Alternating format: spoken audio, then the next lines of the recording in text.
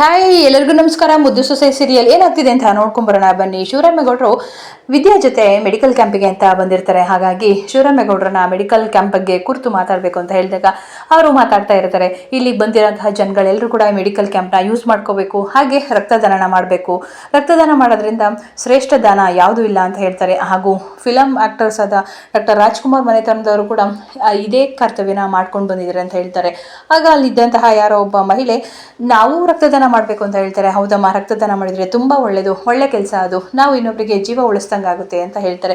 ಆಗ ವಿನಂತಿ ಇದ್ರು, ಅವ್ವ ಇದೇನವ್ವ ನಾವು ಕೂಡ ಕೊಡ್ಬೇಕಾ ಅಂತ ಚಿತ್ರ ಎಲ್ಲರೂ ಹೇಳ್ತಾರೆ. ಹೌದು, ನೀವು ಇದಕ್ಕೇನೆ ಬಂದಿರೋದು, ನಿಮ್ಮ ದೊಡ್ಡಪ್ಪ ಹೇಳ್ದಂಗೆ ಮಾಡಿ, ಫಸ್ಟು ರಕ್ತದಾನನ ಮಾಡಿ, ಗೊತ್ತಾಯ್ತಾ? ಇಲ್ಲ ಅಂತಂದ್ರೆ ಅವ್ರು ನಮ್ಮ ಸುಮ್ಮನೆ ಬಿಟ್ಟರೆ ಅಂತ ಹೇಳ್ತಾರೆ. ಆಗ ಶಿವರಾಮೇಗೌಡರ ಜೊತೆನೆ ಉದ್ಘಾಟನೆ ಕೂಡ ಮಾಡಿಸ್ತಾರೆ. ಆಗ ಶಿವರಾಮೇಗೌಡರು ನನಗೆ ತುಂಬ ಖುಷಿ ಆಗ್ತಿದೆ, ನನ್ನಿಂದಲೇ ಈ ಕಾರ್ಯಕ್ರಮ ಶುರು ನಾನೇ ರಕ್ತ ಕೊಡ್ತೀನಿ ಅಂತ ಹೇಳ್ಬಿಟ್ಟು ಶಿವರಾಮೇಗೌಡರು ಫಸ್ಟ್ಗೆ ಮುಂದೆ ಬರ್ತಾರೆ. ಆಗ ಮೋಹನ, ಎಲ್ಲರೂ ಕೂಡ ಏನು ಮಾಡ್ತಿದ್ದೀರಾ, ಬೇಗ ಬೇಗ ಬಂದು ರಕ್ತ ಕೊಡಿ ಅಂತ ಹೇಳ್ತಾರೆ. ಆಗ ಚಿತ್ರ ತುಂಬ ಭಯ ಪಡ್ತಿರ್ತಾಳೆ. ಅವ್ವ ನನ್ನ ಕೈಲಿ ಆಗಲ್ಲ ಕಣವ ರಕ್ತ ಕೊಡೋಕ್ಕೆ, ನನಗೆ ತುಂಬ ಭಯ ಆಗ್ತಿದೆ ಅಂತ ಹೇಳ್ತಾರೆ. ನೀನೇ ತಾನೇ ಇಲ್ಲಿಗೆ ಕುಣ್ಕೊಂಡು ಬಂದಿದ್ದು, ನಾನು ಹೋಗಬೇಕು ಅಂತ ಹೇಳ್ಬಿಟ್ಟು ಸುಮ್ಮನೆ ಹೋಗಿ ಕೊಡೋಗು, ಇಲ್ಲ ನಿಮ್ಮ ದೊಡ್ಡಪ್ಪ ಬಿಟ್ಟಾರೆ ಅಂತ ಹೇಳ್ತಾರೆ. ಆಗ ವಿನಂತಿ ಕೂಡ, ಅವ್ವ ನನ್ನ ಕೈಲಿ ಆಗಲ್ಲ ಕಣವ, ನಾನು ಇಷ್ಟು ದಿವಸ ಕಷ್ಟಪಟ್ಟು ನನ್ನ ಮೈಲಿ ರಕ್ತ ಬರೆಸ್ಕೊಂಡಿದ್ದೀನಿ, ಈಗ ಒಂದೇ ಸಲ ಕೊಟ್ಬಿಟ್ರೆ ಅಷ್ಟೇ, ಅದನ್ನು ಕೂಡ್ಸೋಕ್ಕೆ ನಾನು ಮತ್ತೆ ಇನ್ನೂ ಎಷ್ಟು ದಿವಸ ಕಷ್ಟಪಡಬೇಕಾಗುತ್ತೋ ಏನೋ ಅಂತ ಹೇಳ್ತಿರ್ತಾಳೆ. ಹೇ ಅದ್ಯಾಕೆ ಹಂಗಂತಿದ್ಯಾ, ಹಂಗೇನು ಅನ್ಬೇಡ ಅಂತ ಹೇಳ್ತಾರೆ. ಆಗ ಮೋಹನ ಬಂದು ಮಲ್ಕೋತಾಳೆ.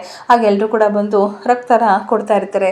ಯಾರು ಕೂಡ ಏನು ಅನ್ಕೋಬೇಡಿ ಆಯಿತಾ, ನಾವು ರಕ್ತ ಕೊಟ್ಟಷ್ಟು ಮತ್ತೆ ನಮಗದು ಉತ್ಪತ್ತಿ ಹಾಗೆ ಆಗುತ್ತೆ ಅಂತ ಹೇಳ್ತಾರೆ. ಆಗ ಅಮ್ಮಮ್ಮ ಇದ್ದಿದ್ದು, ನಾನು ಕೊಡ್ಬೋದಾ ಡಾಕ್ಟ್ರೇ ಅಂತ ಕೇಳ್ತಾರೆ. ಭದ್ರ, ನಿನಗೆ ಇನ್ನೊಂದು ವರ್ಷ ಹೋದ್ಮೇಲೆ ನಾನೇ ನಿಮಗೆ ರಕ್ತ ಕೊಡಬೇಕಾಗಿದೆ, ನೀನೇನು ಬೇಡ ಸುಮ್ಮನೆ ನಿಂತ್ಕೋ, ಹೇ ಸುಮ್ಮನೆ ಇರೋ, ಯಾಕೆ ನಾನು ಕೊಡ್ಬಾರ್ದಾ ಅಂತ ಅಮ್ಮಮ್ಮ ಹೇಳ್ತಿರ್ತಾರೆ. ಆಗ ಡಾಕ್ಟ್ರು, ಅಜ್ಜಿ ನಿಮಗೆ 60 ವರ್ಷ ಆಗಿದೆ, ಹಾಗಾಗಿ ನಿಮ್ಮ ರಕ್ತನ ನಾವು ತೊಗೊಳ್ಳಲ್ಲ ಅಂತ ಹೇಳ್ತಾರೆ. ಸರಿ ಆಯಿತು, ನೀವು ಹೇಳ್ತಿದ್ದೀರಾ ಅಂತ ನಾನು ಸುಮ್ಮನಾಗ್ತಿದ್ದೀನಿ, ಇಲ್ಲ ಅಂತಂದರೆ ಈ ಭಗೀರಥಿ ಎಂತೋಳು ಅಂತ ಎಲ್ರಿಗೂ ತೋರಿಸ್ಬಿಡ್ತಿದೆ ಅಂತ ಹೇಳ್ತಾರೆ. ಅಯ್ಯೋ ಅಜ್ಜಿ, ನೀವು ವಯಸ್ಸಾಗಿದೆ, ನೀವು ಆರೋಗ್ಯವಾಗಿ ತಿಂದು ಉಂಡು ಚೆನ್ನಾಗಿರಿ ಅಂತ ಹೇಳ್ತಾರೆ. ಇನ್ನೊಂದು ಕಡೆ ಚಿತ್ರ ಫುಲ್ ಭಯ ಪಡ್ತಿರ್ತಾಳೆ. ಅವ್ವ ನಾನು ಹೋಗಲ್ಲ ಕಣವ್ವ, ನಾನು ಕೊಡಲ್ಲ ಅಂತ. ಈಗ ದೊಡ್ಡಪ್ಪ ನಿಮ್ಮನ್ನ ಸುಮ್ಮನೆ ಬಿಡಲ್ಲ, ಹೋಗು ಫಸ್ಟು ರಕ್ತದಾನ ಏನಾಗಲ್ಲ ಮಾಡೋಗು ಅಂತ ಹೇಳ್ತಾರೆ. ವಿನಂತಿನೂ ಕೂಡ, ಅವ್ವ ಏನು ಮಾಡೋದವ ಅಂತ ಹೇಳ್ತಾನೆ. ಏನು ಮಾಡೋಂಗೇ ಇಲ್ಲ, ಅಣ್ಣ ಹೇಳ್ದಂಗೆ ಕೇಳಬೇಕು, ಹೋಗು, ರಕ್ತ ಇದು ಕೂಡೋಕ್ಕೆ ಎಷ್ಟು ದಿವಸ ಬೇಕು ಅಂತ. ಅಯ್ಯೋ ನೀ ಗೊತ್ತಿಲ್ವೇನೆ, ರಕ್ತ ಕೊಟ್ಟ ಅರ್ಧ ಗಂಟೆಗೆ ಮತ್ತೆ ಕೂಡ್ಕೊಳ್ಳುವಂತೆ ಕಣೆ, ಹೋಗು ಕೊಡೋಗು, ಹೆದರ್ಕೋಬೇಡ ಅಂತ ಹೇಳಿ ಎಲ್ಲರೂ ಕೂಡ ಬರ್ತಾರೆ. ಆಗ ಎಲ್ಲರೂ ವಿನಂತಿ ಚಿತ್ರ ಇಬ್ಬರು ಕೂಡ ತುಂಬ ಭಯ ಕೊಟ್ಕೊಂಡು, ನಿಧಾನಕ್ಕೆ ಚುಚ್ಚಿ ನಿಧಾನಕ್ಕೆ ರಕ್ತ ತಗೊಳ್ಳಿ ಅಂತ ಹೇಳ್ತಾರೆ. ಏನು ಭಯ ಪಡಬೇಡಿ ಮೇಡಮ್, ಒಂದು 2 ನಿಮಿಷ ಅಷ್ಟೇ, ನಾವು ತಗೋತೀವಿ ಅಂತ ಹೇಳ್ತಾರೆ. ಆಗ ಭದ್ರನ, ನೀನೇ ಹೋಗು ವಿದ್ಯಾ ಹಾಗೆ ಅಂತ ಹೇಳಿದಾಗ ಭದ್ರ, ಇವಳು ಇನ್ನೂ ಡಾಕ್ಟ್ರಾಗೇ ಇಲ್ಲ, ಅದು ಹೆಂಗೆ ತಗೊಬಿಡ್ತಾಳೆ, ಅದು ಹೆಂಗೆ ಚೆಕಪ್ ಮಾಡ್ತಾಳೆ ಅಂತ ಅವಳಿಗೆ ಡೌಟ್ ಬಂದಿರುತ್ತೆ. ಹಲೋ ಏನು ಅಷ್ಟೊಂದು ಭಯ ಪಡಬೇಡಿ, ಮಲ್ಕೊಳ್ಳಿ ಅಂತ ಹೇಳ್ತಾರೆ. ಆಗ ಸೀನಿಯರ್ ಡಾಕ್ಟರು, ನಾವು ಇವ್ರಿಗೆ ಈಗಾಗಲೇ ಟ್ರೈನಿಂಗ್ ಕೊಟ್ಟಿದ್ದೀವಪ್ಪ, ನೀವೇನು ಹೆದರ್ಕೋಬೇಡಿ, ಮಲ್ಕೊಳ್ಳಿ, ಅವರು ಡ್ರಾಪ್ ತಗೋತಾರೆ ಅಂತ ಹೇಳ್ತಾರೆ. ಸರಿ ಆಯಿತು ಅಂತ ಹೇಳ್ತಾರೆ. ಸೂಜಿ ತಗೋತಾರೆ. ಹೇ ಇದೇನಿದು, ಅವರೆಲ್ಲರಿಗೂ ಅಷ್ಟು ಸಣ್ಣ ಸೂಜಿ ತಗೊಂಡ್ರೆ ನೀನು ನನಗೆ ಇಷ್ಟಪ್ಪ ಸೂಜಿ ತಗೋತಾ ಇದೆಯಲ್ಲ, ಏಕೆ ಏನು ಭಯನಾ? ಭಯ ಏನಿಲ್ಲ, ಕೇಳಿದೆ ಅಷ್ಟು, ಇಷ್ಟಪ್ಪ ಸೂಜಿ ತಗೋತೀಯ ನೀನು, ಸಿಂಹ ಕಾಡಿನಲ್ಲಿ ಕಾಡಿನ ರಾಜ ಅಂತೀರಾ, ಈ ರಕ್ತ ತಗೊಂಡ್ರೆ ಯಾಕೆ ಭಯ ಪಡಬೇಕು ಅಂತ ಹೇಳ್ತಾರೆ. ಹೌದು, ನಾನು ಕಾಡಿನ ರಾಜನೆಯ, ನಾನು ಯಾಕೆ ಭಯ ಪಡಲಿ ಅಂತ ಹೇಳ್ತಾರೆ. ಆಗ ಸೂಜಿ ತಗೊಂಡಾಗ ಕಣ್ಮುಚ್ಕೊಂಡು ಹಾಗೆ ಭಯ ಪಡ್ತಾ ಇರ್ತಾರೆ. ಅದ್ಯಾಕಿದು ಕಾಡಿನ ರಾಜ ಇಷ್ಟೊಂದು ಭಯ ಪಡ್ತಿದೆ ಅಂತ ಹೇಳ್ತಾರೆ. ಹಲೋ ಆ ಥರ ಏನಿಲ್ಲ, ಗೊತ್ತಾಯ್ತಾ, ಸುಮ್ಮನೆ ಹಾಗೆ ಭಯಕ್ಕೆ ಭಯ ಆಯಿತು ಅಷ್ಟೇ, ಅದು ಬಿಟ್ಟರೆ ಇನ್ನೇನಿಲ್ಲ ಅಂತ ಹೇಳ್ತಾರೆ. ಆಗ ಜನಿನೂ ಕೂಡ, ಅಯ್ಯೋ ಅಣ್ಣ ಏನೂ ಆಗಲ್ಲ, ಒಂದು 5 ನಿಮಿಷ ಆಯಿತಾ, 5 ನಿಮಿಷನೂ ಇಲ್ಲ, ನನಗಾದರೂ ಭಯ ಆಗ್ತಿದೆ, ನಿಮ್ಮ ಭಯ ಏನು ಬೇಡ ಅಂತ ಹೇಳ್ತಾರೆ. ಆಗ ವಿದ್ಯಾ, ಹಲೋ ಭದ್ರೇಗೌಡ್ರೆ, ನೀವು ನನ್ನೇ ನೋಡ್ತಾ ಇರಿ ಆಯಿತಾ, ನಾವು ಬೇಗ ಬ್ಲಡ್ನ ತೊಗೋತೀವಿ ಅಂತ ಹೇಳ್ಬಿಟ್ಟು ಇಬ್ಬರು ಕೂಡ, ಭದ್ರ ಮತ್ತು ವಿದ್ಯಾ ಇಬ್ಬರು ಹಾಗೆ ಕಣ್ಣಲ್ಲಿ ನೋಡ್ಕೊಂಡು ನಿಂತಿರ್ತಾಳೆ. ಆಗ ಜನ್ನಿ ಬಂದು ನಿಧಾನಕ್ಕೆ ಬ್ಲಡ್ ತಗೋತಾಳೆ. ಇನ್ನೂ ಆಗಲಿಲ್ವ ನಿಮ್ಮದು ಬ್ಲಡ್ ತೊಗೊಂಡು ಅಂತ ಹೇಳ್ತಾರೆ. ಅಯ್ಯೋ ಆಯಿತು ತೊಗೊಂಡು, ಇಷ್ಟು ಬೇಗ ಆಗೋಯ್ತಾ ಅಂತ ಹೇಳ್ತಾರೆ. ಹಾಂ ಹೌದು ಅಂತ ಹೇಳ್ತಾರೆ. ಇನ್ನೊಂದು ಕಡೆ ಶಿವರಾಮೇಗೌಡರು, ಟೈಮ್ ಆಯಿತು, ನಾನು ರೆಸ್ಟ್ ಮಾಡ್ತಿರ್ತೀನಿ, ಟಿ ವಿಯಲ್ಲಿ ಏನಾರ ಇದ್ದರೆ ನನಗೆ ಕಾಲ್ ಮಾಡಿ ಬರ್ತೀನಿ ಅಂತ ಹೇಳ್ತಾರೆ. ಆಗ ಅಮ್ಮಮ್ಮ, ಶಿವರಾಮ, ಮೋಹನ ನೀವೆಲ್ಲರೂ ಕೂಡ ಹೊರಡಿ, ನಾವಿಲ್ಲೇ ಎದ್ದು ಬರ್ತೀವಿ ಅಂತ ಹೇಳ್ತಾರೆ. ಆಗ ಭದ್ರ, ಹಬೋ ಅಮ್ಮಮ್ಮ ನಾವೇನು ಮಾಡೋಕ್ಕೆ, ನಡಿ ಹೋಗೋಣ. ಹಲೋ ನಾವೇನು ಬಂದಳು ರೆಸಾರ್ಟಾಗಿ ಮನೆ ಕಳಕ್ಕೆ ಹೋಗಿದ್ವಾ, ಇಲ್ಲಿ ಬಂದರನ್ನು ಎಲ್ಲರೂ ಕೂಡ ವಿಚಾರಿಸಿ ಅವ್ರ ಜೊತೆ ಮಾತಾಡ್ಕೊಂಡು ಹೋಗಿ ಅಂತ ಬಂದಿರೋದು, ಇರು ನೀನು ಅವ್ರು ಹೋಗಲಿ, ವಿದ್ಯಾನ ಕರ್ಕೊಂಡು ಹೋಗ್ಬೇಕಲ್ವಾ ಅಂತ ಹೇಳ್ತಾರೆ. ಸರಿ ಅಂದ್ಬಿಟ್ಟು ವಿದ್ಯಾ, ಅಮ್ಮಮ್ಮ, ಭದ್ರ 3 ಜನ ಅಲ್ಲೇ ಉಳ್ಕೋತಾರೆ. ಇನ್ನು ಮಿಕ್ತಾರೆ ಎಲ್ಲರೂ ಕೂಡ ರೆಸಾರ್ಟಿಗೆ ಅಂತ ಹೋಗ್ತಾರೆ. ಆಗ ಅಲ್ಲಿ ಒಬ್ಬ ಕೆಲಸ ಮಾಡೋನು, ಹೌದು ಸರ್ ಬಂದ್ರೇನೋ ಅಂತ ಹೇಳಿಬಿಟ್ಟು ಬಂದು ಡೋರ್ ತೆಗಿರ್ತಾರೆ.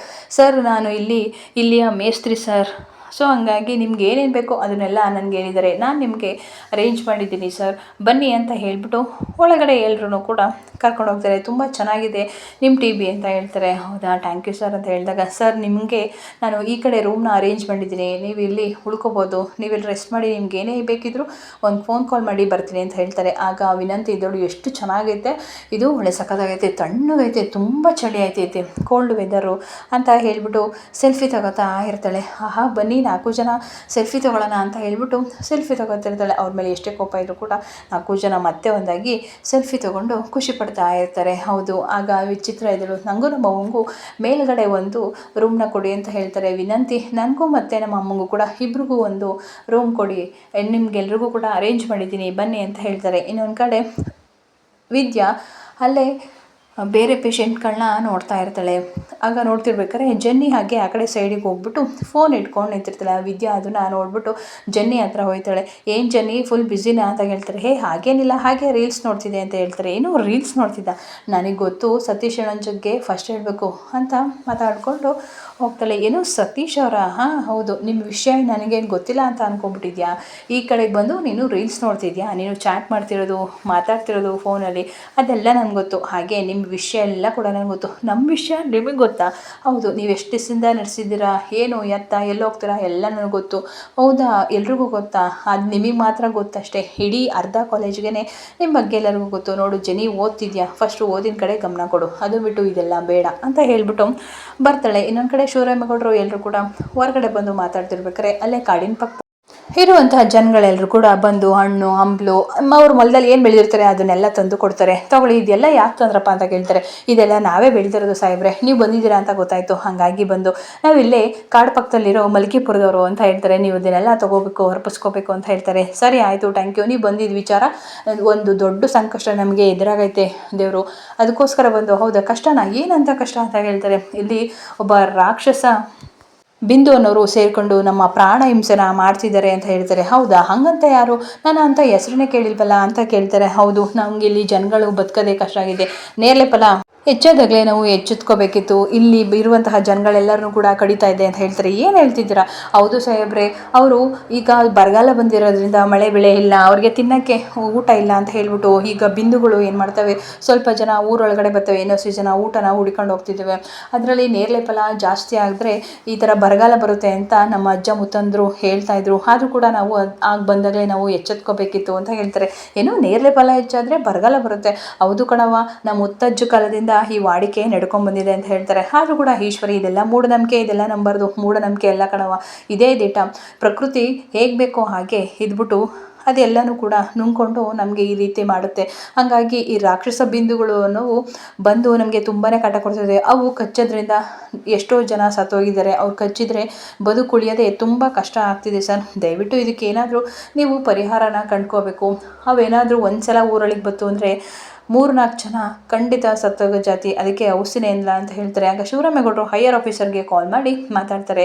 ಆಯಿತು, ಆದಷ್ಟು ಬೇಗ ಆ್ಯಕ್ಷನ್ ತೊಗೋತೀವಿ ಅಂತ ಹೇಳ್ತಾರೆ. ಅದಕ್ಕೆ ಏನಾದರೂ ಔಷಧಿ ಇದ್ದರೆ ದಯವಿಟ್ಟು ಕೊಡಿಸಿ ಅಂತ ಹೇಳ್ತಾರೆ. ಹಂಗೆ ನೋಡಿದ್ರೆ ಔಷಧಿ ಕೊಡೋಕ್ಕಾಗಲ್ಲ, ನಾನು ಮಾತಾಡಿದ್ದೀನಲ್ಲ, ಆದಷ್ಟು ಬೇಗ ಪರಿಹಾರ ಬರುತ್ತೆ ಅಂತ ಹೇಳ್ತಾರೆ. ಅದೇ ಟೈಮ್ಗೆ ಜೋರಾಗಿ ರಾಕ್ಷಸ ಬಿಂದುಗಳು ಬಂದಿರುತ್ತೆ. ಸಾಹೇಬ್ರೆ, ರಾಕ್ಷಸ ಬಿಂದುಗಳು ಈ ಕಡೆನೇ ಬರ್ತಿದೆ, ಬೇಗ ಹೋಗಿ ಬೇಗ ಹೋಗಿ ಇಲ್ಲಿಂದ ತಪ್ಪಿಸ್ಕೊಳ್ಳಿ, ಇಲ್ಲ ಅಂತ ಅಂದರೆ ಅವುಕಲ್ಲಿ ಕಚ್ಚಿಸ್ಕೊಂಡ್ರೆ ಬದುಕುಳಿಯೋದೇ ತುಂಬ ಕಷ್ಟ ಆಗುತ್ತೆ. ಇಲ್ಲೇ ಬಂದು ಅವು ರಾಕ್ಷಸ ಬಿಂದುಗಳು ಈ ಕಡೆನೇ ಬರ್ತಿದೆ, ಆ ಸೌಂಡೇ ಹಂಗಿದೆ, ಓಡಿ ಓಡಿ ಸಾಹೇಬ್ರೆ, ದಯವಿಟ್ಟು ಆದಷ್ಟು ಬೇಗ ಸಾಹೇಬ್ರನ್ನ ಕರ್ಕೊಂಡೋಗಿ ಇಲ್ಲಿಂದ ಅಂತ ಅಲ್ಲಿ ಬಂದಿದ್ದಂತಹ ಜನಗಳೆಲ್ಲರೂ ಕೂಡ ಹೇಳ್ತಿರ್ಬೇಕಾದ್ರೆ ಫುಲ್ಲು ಎದ್ರುಕೊಂಡು ಆಗ ಅಲ್ಲಿಂದ ಓಡ್ತಾರೆ.